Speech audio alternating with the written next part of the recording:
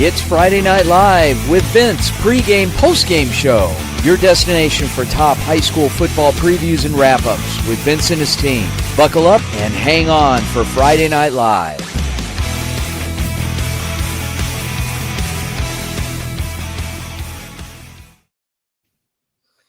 Good evening, ladies and gentlemen. Welcome to another edition of Friday Night Live pregame show presented by the Varsity Sports Show. My name is Vince DeLisio, and so excited. Back with our old friend from UNLV in Las Vegas, Nevada, Ansley Pavicek. Ansley, so another great week of high school playoff football. Some exciting stuff. How you feeling? I'm feeling great. It looks like we have some great matchups going, so definitely going to see how these play out. Yeah, I'm excited as well. I think it's good stuff. We've got a lot of great matchups, as you said, coming up, and we're going to be previewing those matches with our incredible team. The first thing I wanted to do was ask you a little bit about yourself, Ansley. So you are at UNLV. You're a Las Vegas native. How are you liking the school? I actually really love it. So it gives me a great opportunity to expand and do whatever, because we actually have a great studio at Greenspun where our journalism building is, and it gives me a lot of opportunity to be behind camera, be in front of camera, be in the control room, and I have a really great mentors and a great professor in Kevin E. Martin. So I'm glad I'm at UNLV. One of the best in the business. So good stuff. Awesome. Okay. Well, with that, let's head on up to Northern California to kind of kick things off with our very own Rodolfo Gomez and see what he's up to. Rodolfo, how are you, sir? Good, Vince. How you doing? You know what? Not too bad. Absolutely. What I wanted to do actually is since Ansley kind of kicks things off for us, I wanted to bring her back in and let her handle this interview with yourself. Ansley, take it away. Hey, Rodolfo, how are you doing tonight? Good, Ansley. How you doing? I'm doing good. And, last time we talked, the playoff bracket was just beginning to was going to be put out for Sacramento. What are some games you're looking forward to seeing?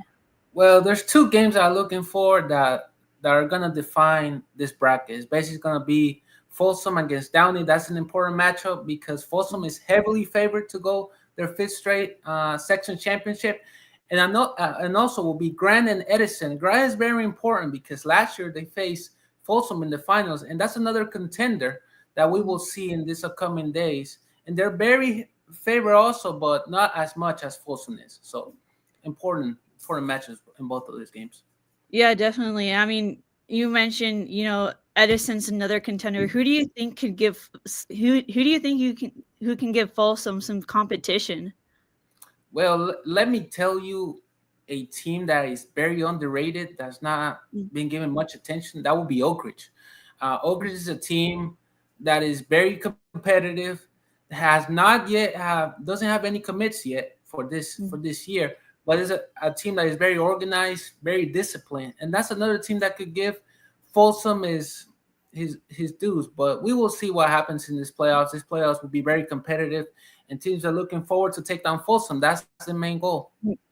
Yeah, and you mentioned Oak Ridge. What makes them so disciplined? Well, what makes it so disciplined is how well they played defensively. I think their defense what sets them apart. This year they ended up going 7-2.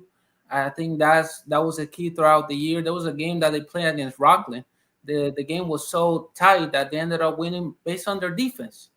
And I think that's important for them going into this playoffs, and that will be a defining factor for them to advance.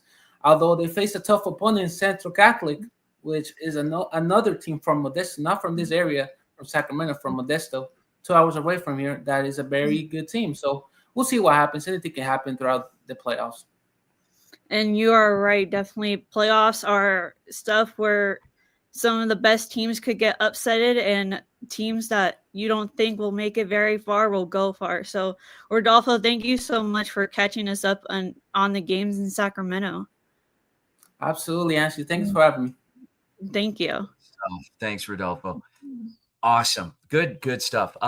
It's interesting because as different as some of these areas, parts of the country are, there's a lot of commonalities with these big time rivalries, with big time recruits in different parts of particularly in Northern California, Southern California, state of Arizona, Texas, Nevada, Las Vegas, obviously. So speaking of which, we are going to go to Southern Arizona and our very own Patrick Cohen, who is in Tucson, that he'll be on the call for big playoff game, Tucson Desert View, hosting Mountain Point.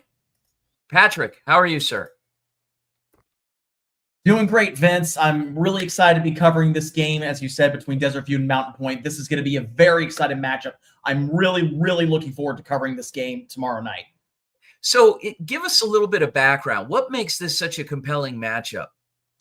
I think one of the reasons is that Desert View so far this season has been on a tear. They are 10-0 so far this season. They have just been unbelievable. We actually saw them face off against Canyon Del Oro just a couple of weeks ago, and they just obliterated Canyon Del Oro. It wasn't even a contest. I mean, the offense and defense for Desert View was on fire, and Canyon Del Oro could barely do anything against them. So this is going to be a very interesting matchup. I will not be surprised at all if Desert View continues their tear against Mountain Point, considering the fact that Desert View is undefeated, whereas Mountain Point is 7-4. It would be nice to see an upset, but at the same time, I'm looking at the facts on the ground right now, and Desert View looks like a very well-rounded team. They have solid offense, solid defense, solid special teams. They have solid everything. I mean, this is a team that could very well be, is almost NFL caliber. I can't believe I'm saying that. It's NFL caliber. Big stuff. And Mountain Point driving over 2 hours for this game. Desert View putting a great product on the field this year. Individual players, stat leaders, give us whatever you know about the team. I would say in terms of Desert View, the star has been their starting quarterback, Ryan Basso. He has just been phenomenal. When we saw him last month against Canyon Del Oro, he was just completely untouchable. Canyon Del Oro's defense could do nothing against him. Every single pass was accurate. It was complete. Very few, almost no turnovers did Basso commit, as well as the fact that Jaylee Abraham, their starting running back, was just on fire, absolutely on fire in that game the last time we saw Desert View. So I will not be surprised if they continue their tear. They absolutely obliterated Cienega 2 weeks ago, and so I will not be surprised if it's another bloodbath against Mountain Point, because Desert View is just an absolutely phenomenal team. Their offense is clicking. Their defense is clicking. Their special teams are clicking. It's just amazing, the squad that has been put together by head coach Robert Benias. It's just incredible. I mean, Coach Benias, he has a very, very well-disciplined team. And so any school that faces off against Desert View, they should be intimidated by them, because, everything that Desert View does, they execute with military precision. Wow, very impressive, and to hear that about Tucson Desert View. And by the way, guys, you're going to see these QR codes pop up here periodically throughout the show. If you scan this code, this will take you right to Desert View versus Mountain Point, the football game broadcast. So anyway, Patrick Cohen, good luck on the call. Thanks so much for joining us, and we look forward to seeing how things play out. All right. I look forward to being on the call, Vince. Okay. Take care. All right, Ansley. Wow. So some big words there and big prediction with Tucson Desert View hosting Mountain Point, making the 2-hour drive south to Tucson from Ahwatukee. And we're going to send it back out to your neck of the woods, to Las Vegas, Nevada, where we've got another Bishop Gorman game that we are broadcasting, and our very own Marla Mundo with Ansley. Take it away, Ansley. Hey, Marla, how are you? I'm good, Ansley. How are you? I'm good. I mean, we all know how dynamic Bishop Gorman's offense is. What do you think Foothill can do to stop them? Honestly, I don't think it's what Foothill can do on offense. What they can do on defense to stop Faith Lutheran's Bishop Gorman's offense. It's what their defense can do against their offense. So what I'm saying is Foothill's offense needs to keep up the pace against Gorman's offense, and they don't need to turn the ball over because a lot of Gorman's points come after their defense recovers a turnover. So really, it's their Foothill's offense needs to be almost perfect to win that game. I mean, you mentioned perfect. You mentioned no turnovers, but what else can they do to be perfect on offense? Well, they've just got to get longer plays and longer drives because Bishop Gorman plays at a higher pace than most high schools in this valley. I know you know that, and I know that they play at such a fast pace. They score, I believe, if you called that game against Mojave, they scored 21 points in the first 6 minutes. Yeah. So if Foothill wants to win this game, they have to pace out this game. They need to be on offense more of the time if they're up. I mean, you mentioned, but what can Foothill? I mean, I don't think no one can stop Bishop Gorman. We both seen that. But what do you think Foothill can do to provide that upset if there is an upset? So they've got multiple different players who were in 5A Division I, like all first team mentioned. So Braxton Bonnet, he's one of the wide receivers for Foothill. He averages 110 receiving yards per game, which is crazy. And then he also has, I believe, 12 touchdowns on the year. And then their quarterback, his name is Ryder Dobbs, and he has 23 passing touchdowns on the year. He's just a sophomore too. I've seen him play once this season against Liberty. He plays lights out. So they really need a big game from him and their wide receiver, Braxton Bonnet. And how do you think those two can help get Foothill get going to set the tone early in the game? Yeah, they just to start early. They need some good points on special teams. Braxton Bonnet, he plays little special teams.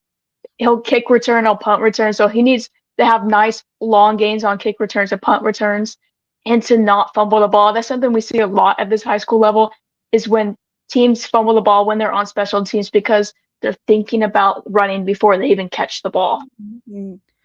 Definitely. And let's see if Foothill can keep up with Gorman's dynamic offense. Marla, thank you so much for covering the game, and I hope you have a great time. Yeah, thank you, Ainsley. Thank you. Awesome. Marla's been great all season for us. And Marla Mundo covering the Bishop Gorman Foothill game. And as we head on out, we are going to take it out to the first round in Arizona of the Open. Mountain View High School hosting Centennial with Keithan Thomas. Keithan, how's it going? It's going great, Vince.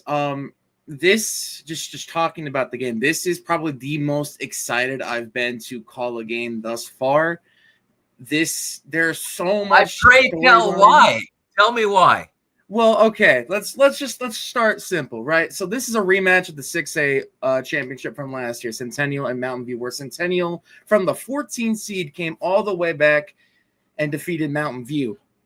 Now, these two teams both share similar DNAs, both high-powered offenses, and they don't really allow a lot of points.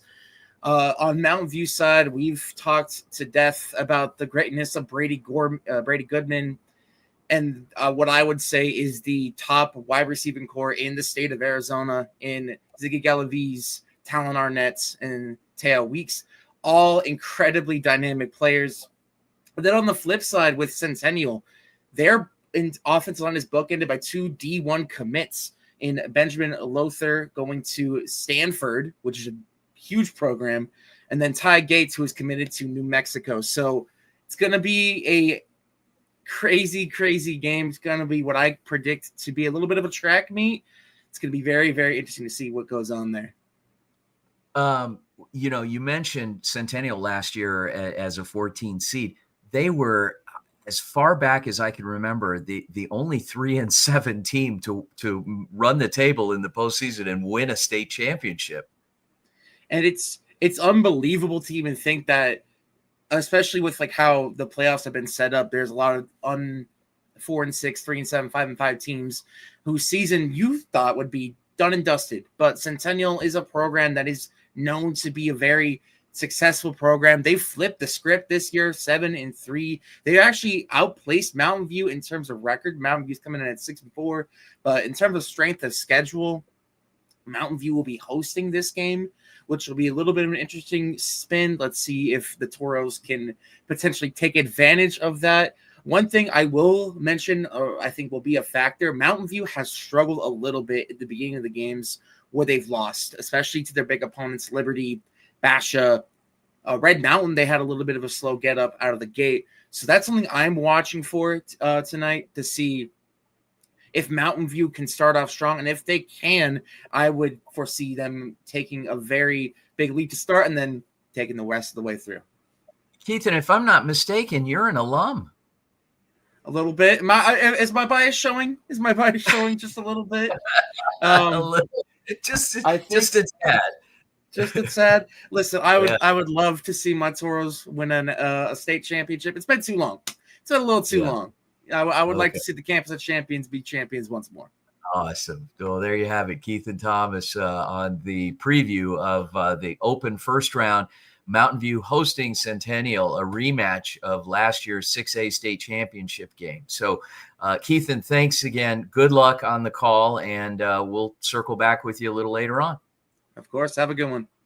All right. Guys, we're going to take it to a commercial break. We'll be right back here on Friday Night Live pregame show. We'll be right back. Don't go anywhere.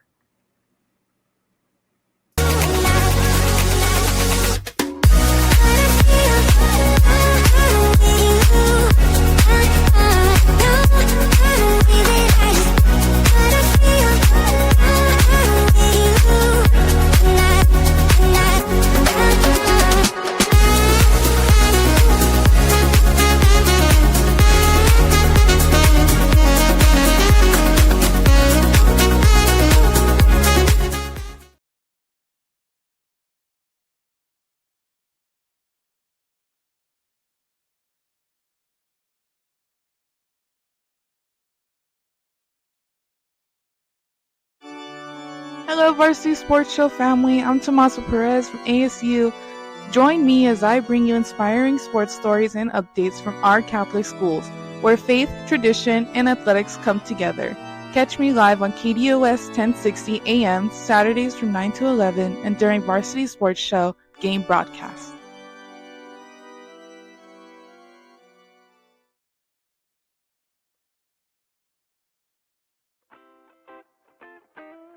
The Angry Crab Shack in Tempe, with an experience so good it remains indescribable, with something for every seafood lover. Try one of their amazing custom seafood boils, sandwiches, appetizers, and salads. Angry Crab Shack Tempe is located east of I-10 on Warner Road, 480-674-3847. The Angry Crab Shack in Tempe. Come ready to eat.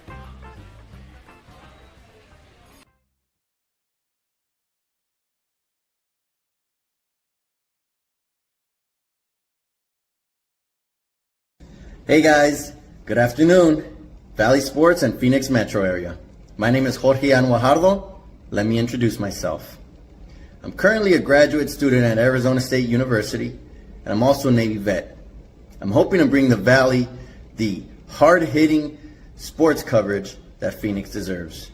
From high school Friday night lights to playoff pressure, I'll deliver the facts, the stats, and the stories that matter to all Valley sports fans. Hey guys, Vince here to talk about Angel Dentistry. It's where my wife and I have gone for over 10 years, and we trust them with our routine and extensive dental care because they care. Dr. Amber Angel is an Arizona native, born in the town of Miami, and has been practicing in the Valley over 20 years. For general to comprehensive dental services, call 602-788-2008. Located off of Cave Creek Road just north of the 101 in North Phoenix. Angel Dentistry, proud supporters of our young people and proud partners of the Varsity Sports Show. Hello, everyone. Welcome back to our pregame live show. I'm here with Greg Graves, who is covering Queen Creek and South Point Catholic. Greg, how are you doing tonight? I'm doing well. Excited for tomorrow. How are you? I'm good. And can you just give us a little behind the scenes about the matchup? Yeah, I mean, Queen Creek is a team I've seen and covered a lot. They're a team who's just fought hard all season. Their quarterback went down early in the season, and so they've relied on the sophomore, but they're a gritty team, a lot of players. It'll be a home game. And then on South Point Catholic side, they're coming from Tucson, so it's a long trip, but they're a solid team who have played, quite a schedule, competing with two teams who are competing in the open division. So pretty impressive. Yeah, and then can you give us some players that could make an impact on both for both teams? Yeah, when you look at Queen Creek, I mean, like I said, a bunch of gritty guys. They got Bear Fisher, who's their big tight end, biggest guy on the field. David Rawson, the senior, a lot goes through him. I mentioned earlier Sawyer Hales, the sophomore quarterback.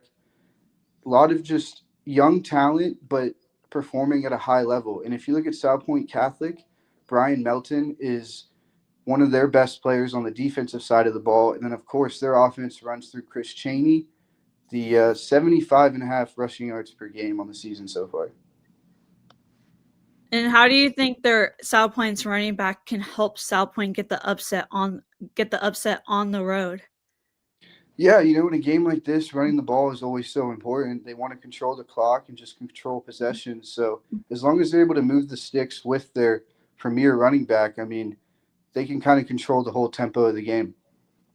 And how do you think Queen Creek can stop that dynamic running? Yeah, I mean, Queen Creek has the advantage. They're at home. They're a battle-tested team who have fought hard all season long. They've had games probably not going the way coaches would want, of course, but as long as they feed on the home crowd and rely on their stars of their own team, then I think Queen Creek could pull this one through. All right. Thank you so much, Greg, for covering the game. I hope you have a great time out there. Of course. Thank you. Awesome. Greg Graves and Queen Creek hosting South Point Catholic. So we've got one team in Mountain Point going down to Tucson. We got another one coming up in South Point Catholic. So should make for a compelling matchup in 6A with Queen Creek hosting. And taking it right along, we are going to continue and head into Scottsdale for Horizon. And let's welcome aboard Niall Rosenberg. Niall, what do you got for us? I mean, this is going to be one heck of a game, Vince. I've been to a couple Horizon games now. I've had the chance to call them. And, man, if you can get those two running backs going, Bodie Zamorano and Dylan Brush, it's going to be a great time for your offense. And just this entire Horizon team, it's all the crowds that they bring there with the running out with the Husky out of the tunnel. It's an exciting time for that Horizon team. And they go against a very difficult Notre Dame prep. This one guy I got for you, Vince, Nate Jones, 23.5 tackles for loss this season. I mean, what a player, what a good defensive guy. And on the same time, for Notre Dame prep, they have a fantastic running back, Decker Haskins-Smith, who's been really solid this season. I mean, on offense, he's been rushing for over 1,000 yards. It's 1,120. And I mean, it'll be a trenches battle that will be very exciting to call. I want to know, this is not the first time they played this season, and the last one was quite an exciting finish. Give us kind of a quick recap of that one. Yeah, I mean, when you have a triple OT game, what more do you want out of a football game? I mean, these two teams are extremely close. That's how close they are, triple overtime. And it was a battle of these running backs. I mean, Zamorano had 82 yards. Landon Stitch on the other side for Notre Dame prep had 3 touchdowns with 90 yards. And so just absolute chaos, high scoring. We'll see if it happens again. But, man, just talking about it now fires me up. Well, not only that, there's a phenomenal freshman running back for the Horizon Huskies as well that's been making a splash this season in relief of the senior Zamorano. Yeah, Dylan Brush has been absolutely fantastic this season. I mean, he normally, the first couple games I called of them, he would come in those fourth quarter situations where, he's not needed. They'll just have him go. And then when Brush is able to get activated like he has been all season, he's been fantastic. I mean, he leads the team in rushing touchdowns, right? He's got 9 to Bodie's 8. And so he's someone who, for the next couple of years, Horizon high school fans, Husky fans, you're going to love him. Awesome. Well, there you have it. Niall Rosenberg. Niall, good luck on the call. Horizon, Notre Dame Prep, Part 2. So looking forward to this one, and we'll let you go, and we look forward to a recap. So thanks again, Niall. Of course. Thank you very much. All right. There you have it. Ansley. So coming up, we are going to take it out to Gilbert, Arizona, with our very own Greg Zabert. Take it away, Ansley. Hey, Greg, how are you doing tonight? I'm well. How about you?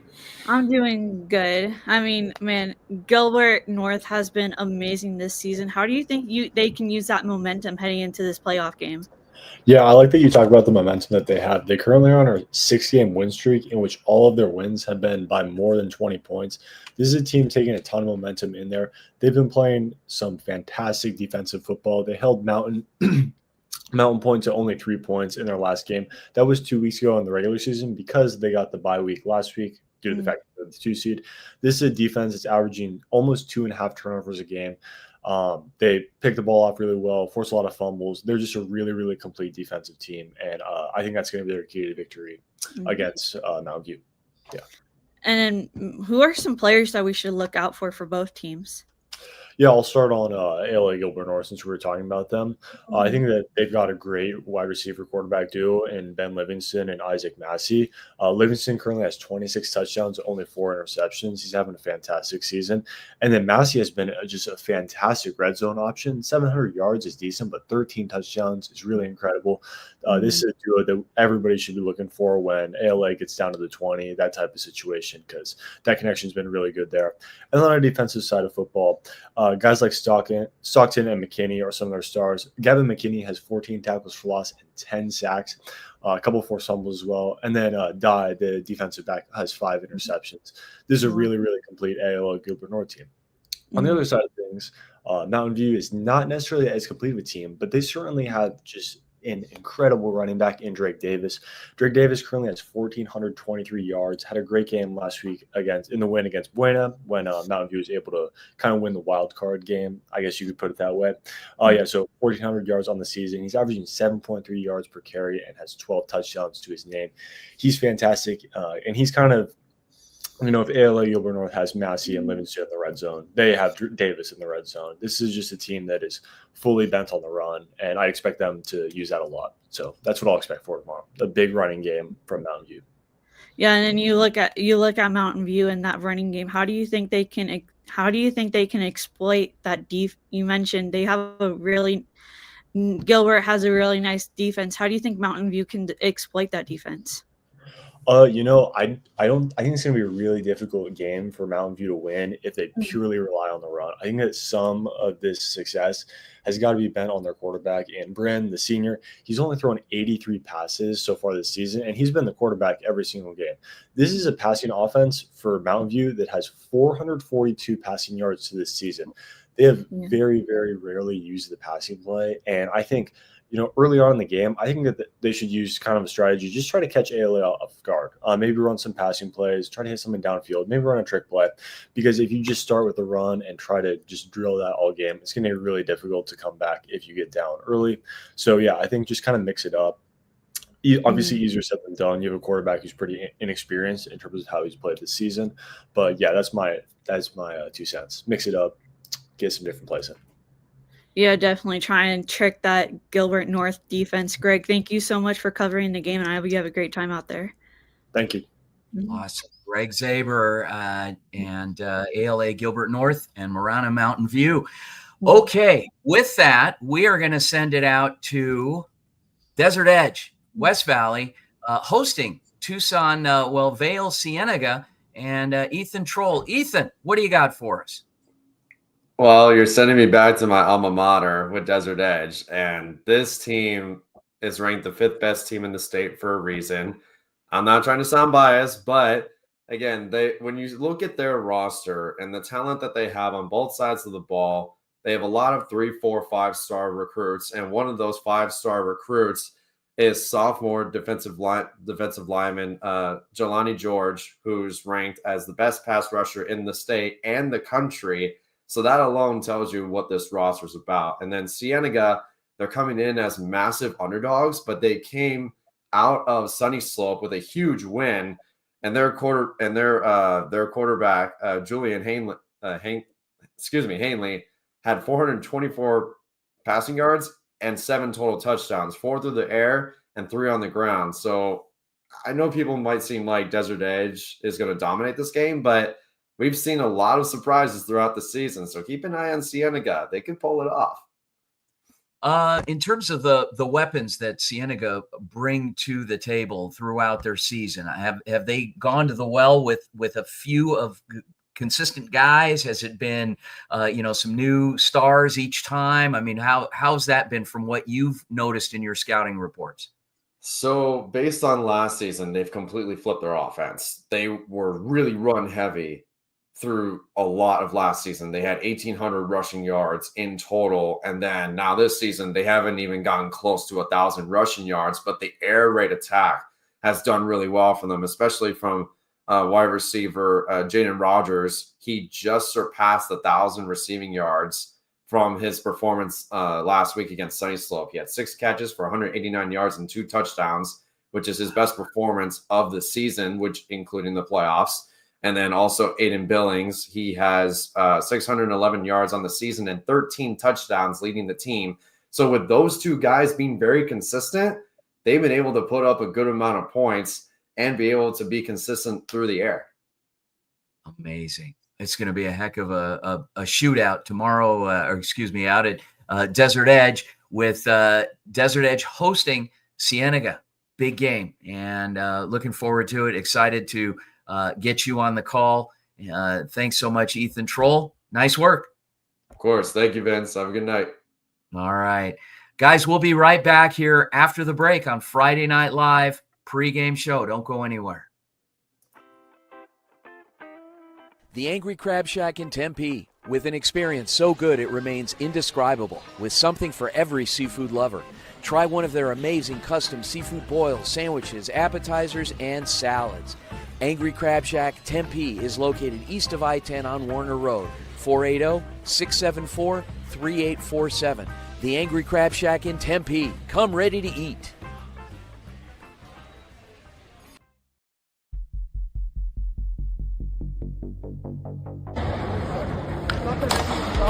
What's up, everybody? It's Rob Blackney, Medicine in Motion, out here in Paris.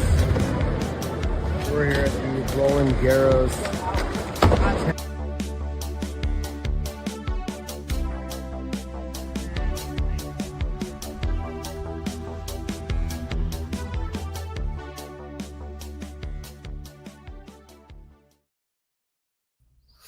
All right, you guys. So back here for Friday Night Live pregame show with Ansley Pavicek. Ansley, going to be an exciting night of high school football. Looking forward to it. Also looking forward to the postgame wrap on our postgame report at 10 p.m. Coming back and hearing from those same field correspondents and a few more of some other games. So any final thoughts on the games? Well, I think it's going to be interesting. I gotta head it up back to NorCal and in Sacktown because Folsom is looking for that 5-peat, but there's other competitors I would like to take it from them. So okay, well there you we'll definitely get Rodolfo's take on it when he comes back and gives us a post-game report. So on behalf of our amazing team, all the great games out there tonight. And our very own co-host from the University of Nevada, Las Vegas, Ansley Pavicek. My name is Vince Delicio. Thanks again for tuning in to the Friday Night Live pregame show. We'll see you after the games. Take care.